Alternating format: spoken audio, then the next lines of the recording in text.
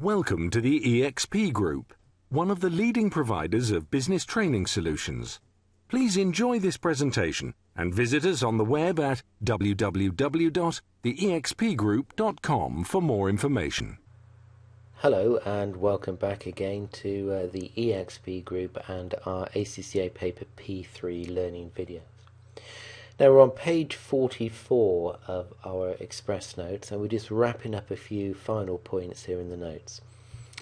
First of all, to look at financial implications of the choices. Now in the exam, in the case study, you will have some figures and you will have to comment on those figures and how they tie into the case study, the performance of the company, etc. Now, I've just highlighted here a couple of the key ratios you're going to have to be aware of. So we've got efficiency ratios, gearing ratios, liquidity ratios, profitability ratios, and interest ratios. And we've highlighted the ones here. Now, I'm not going to do a financial analysis element of training here, and hopefully you should be aware of those from the other papers. But one thing I will say, what is fundamental when it comes to ratios, what is absolutely key when it comes to ratios is you need to compare them. You need to compare the ratios over time, for example. You know, is the business getting more profitable? Is it getting less profitable? What's the asset turnover? What is that like over progress over a number of years?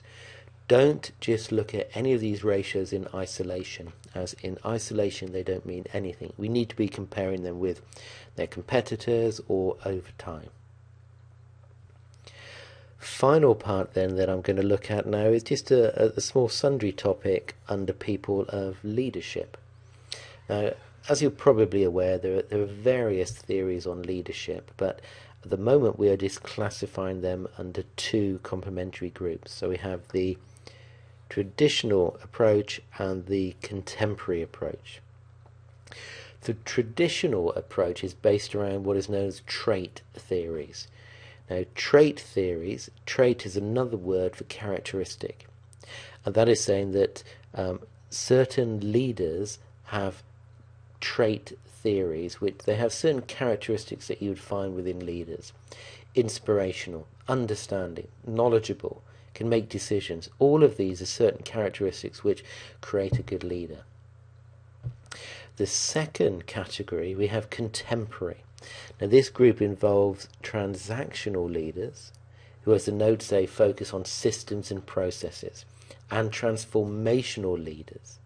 And the transformational leaders provide vision and inspiration, as well as using emotional intelligence to help improve the situation.